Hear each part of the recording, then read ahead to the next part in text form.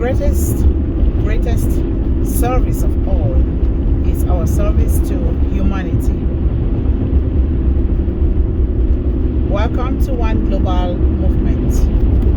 One Global Movement is a platform that I created, I formed to educate, inspire, and empower young people with a focus on the young woman.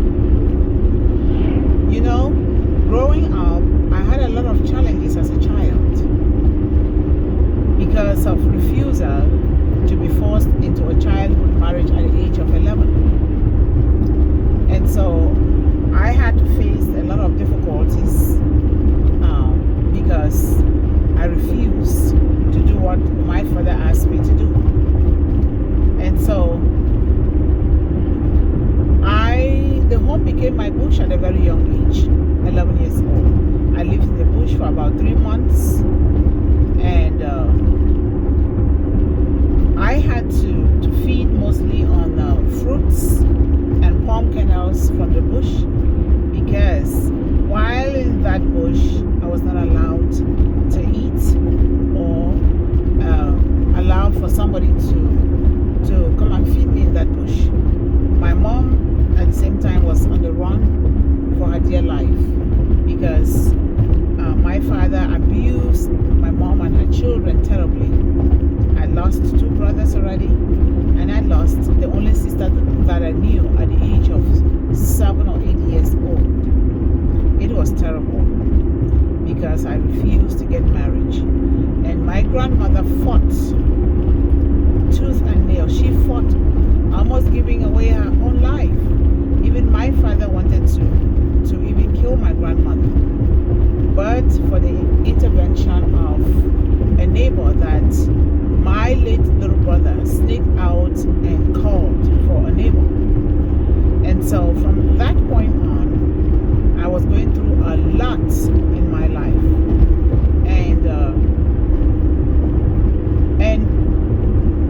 I would stealthily visit my grandmother.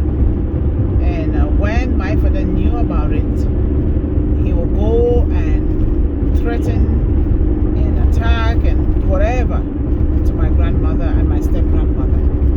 It was a lot. We grew up with tears in our eyes all the time, crying for our mother. And it was a whole lot. And so while in that bush, I have some mothers from our village. Some of them were fearless. They will stealthily come to where I was residing in the bush and drop food on plantain leaves for me to eat. And that's how I ate. And if they couldn't do it, I would just roam around the bush, look for palm kernels, and then palm nuts and fruit, guavas, mangoes, whatever I found to eat. And then I would go to the fish pond and drink water from there. And while in that bush, you know, I don't know, for some reason, it didn't mean anything to me. I had things that began to download in my brain, in my head, and it must have been from God. You know, in that bush, when the children are happily playing and coming back from school, I will hear them. Sometimes I will stealthily walk towards the road, and I will ask them to follow me to that bush and come and teach me. And they started teaching me. And you know, it was way too much. It came to a point where, you know, I started crying to my mother. I said, "Mama, how come I cannot go to school? I like to go to school." And before then, you know, by the time I turned 14 years, I had lived in more than 4 homes, and all of these homes were so physically abusive to me. They were mentally, psychologically, emotionally, physically abusive to me. And I have scars all over my body. and some of the wounds that I had were stitched up. And I went through too much. But the one thing that I was determined to have was an education. I was so determined to have an education because I grew up to learn that education is a gateway to success. While in that bush, when these children, they knew what was going on with me. And some of them, they started coming into that bush to educate me without me going to ask them when they are returning from school. And so, that is how I started learning until I was crying and supported with my grandmother, my mother. They sent me to secondary school because I kept asking my mom, how come, Mama, I cannot go to school like the other children? My mom is so scared, and she would say, no, your father will kill us because he wants you to go and get married. But as God will have it, my mother and my grandmother, with the help of some villagers, they enrolled me into secondary school, including an uncle. And so, when I graduated, that was not enough education for me. I wanted more education. I wanted to go to high school like the others. And I got enrolled. When I was done with high school, I still wanted to go to university. And it was a hard struggle. And I got enrolled and I attended university. And while in university, I had wanted to study journalism. But because the tuition was more for my mother, my grandmother, and some of the good parents of the village to handle, I went and studied African American literature, performing arts, and world history.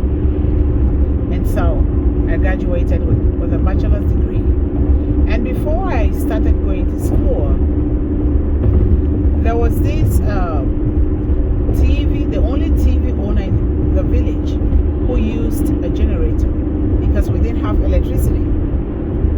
And so one day, the children that were coming back from school, they came to where I was living in the bush because every day I was so anxious waiting for them. And so they came and they told me that they were going to watch a movie at this TV owner in the village.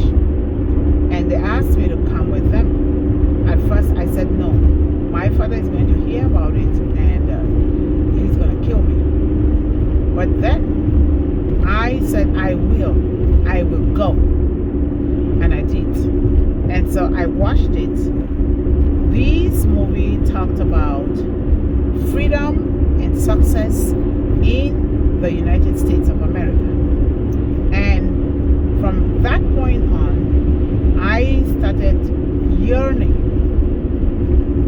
planning, doing whatever it takes. I even composed a song about my going to the United States of America. A lot of times, my father's children would beat me up to bleeding point for even talking about that. And but I kept talking about it. I was so obsessed with it that nothing, absolutely nothing that was done to me was going to stop me. And I thought I was going to walk to the United States of America. I did not know that I couldn't walk, but I knew that I will. And I was preparing. So, my grandmother saw the way I was so desperate and almost going mentally sick. And my grandmother performed a traditional ritual blessing called the mantle.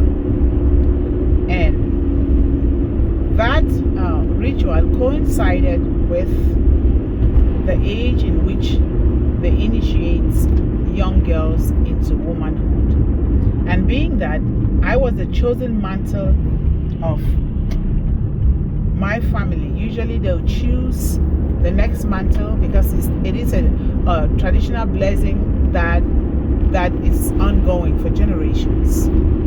And so they had dictated me, my grandmother dictated me at the age of 2. And so, but they will have to wait until around the initiation of either a boy or a girl into womanhood or manhood before the ritual is done. And so my grandmother did that to me. It's in my book that I'm writing. And so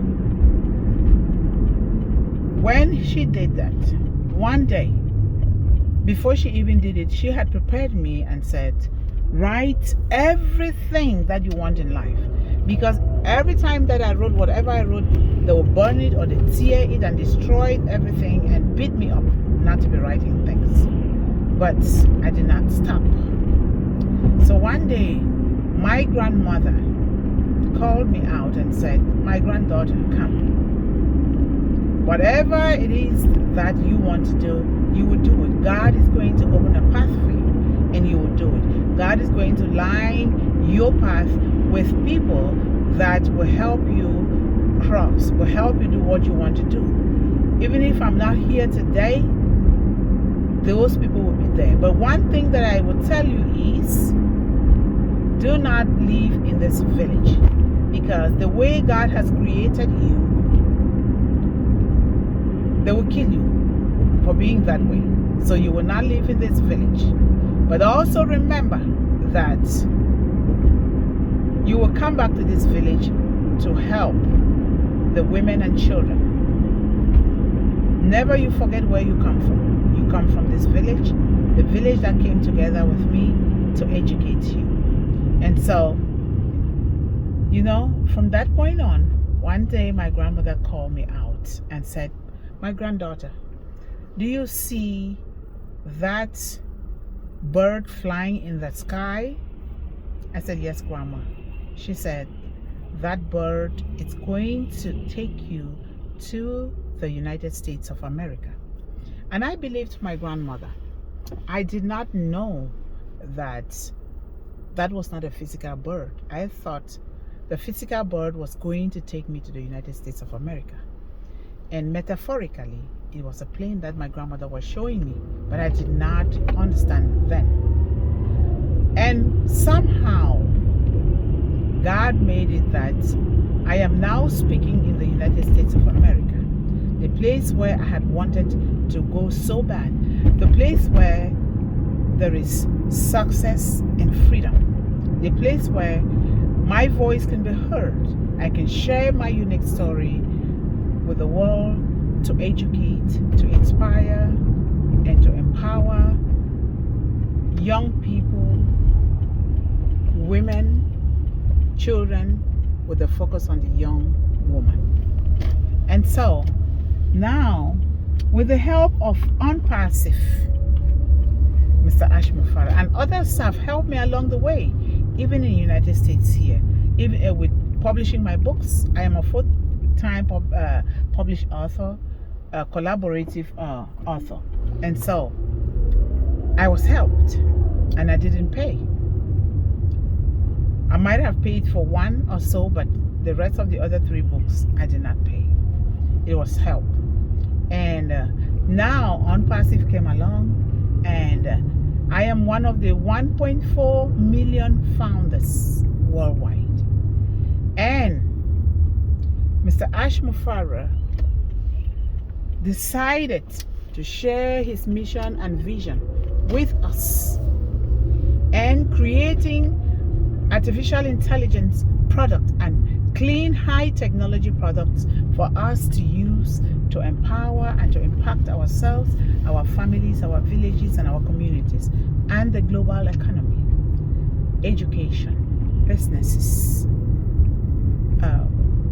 political arenas, all organizations. And I am so grateful that I am going to be using Ocademy, Obless, Onet, Otrim, Omail are 3 free products that He has given free of charge to help us help ourselves, our families, and others. And I am bent on sharing this good news from Unpassive and Mr. Ash Mufara with young people all over the globe.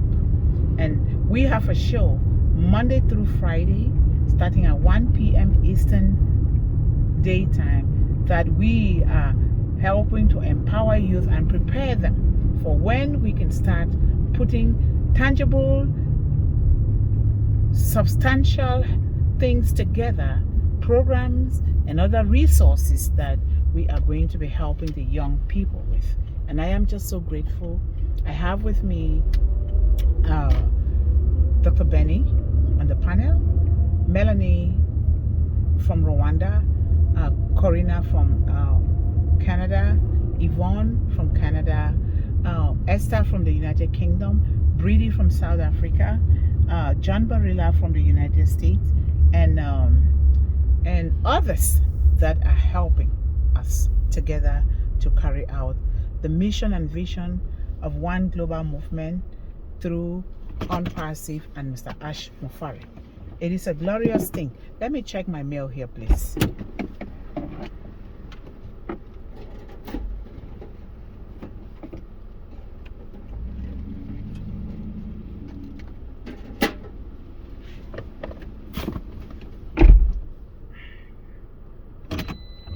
Thank you. Thank you for waiting, for being patient. Yes, that is what we are doing.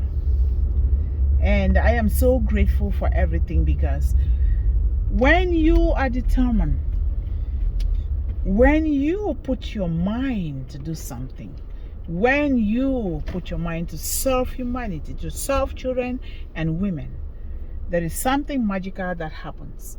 God opens so many doors of opportunity to you. So many that you can't even control. You have an overflow. And I think I am living the best life now. With Unpassive, I am able to reach out, to do a lot of things. Even the Unpassive University at the back office that we go there every time to educate ourselves. It is coming. Mr. Ash Mufara says, I will do it or die. Didi, I will do it or die. And he says, if somebody offers you a good meal, won't you want to share it with others? I am going to, and I am already doing it, sharing the good meal of Unpassive with the rest of the world, particularly young people, children, women, because when you share something with women and children, you have already shared it with the entire world. So thank you guys so much for supporting, loving, and subscribing to One Global Movement channel. Together, we will eliminate hunger, homelessness, abuse, illiteracy. We will eliminate all social ills that face our young people, our children, women, and families worldwide. I love you all so much. Bye-bye.